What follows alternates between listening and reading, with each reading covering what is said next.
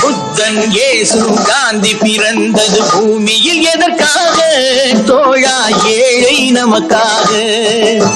கங்கை யமுனை காவிரி வைகை ஓடுவதெதற்காக? நாளும் உழைத்த தாகம் எடுத்த தோழர்கள் நமக்காக. கேள்விக்குறி போல் முதுகு வளைந்து உழைப்பது எதற்காக? மானம் ஒன்றே பெரிதென எண்ணி பிழைக்கும் நமக்காக. புத்தன் இயேசு காந்தி பிறந்தது பூமியில் எதற்காக? தோழா ஏழை நமக்காக.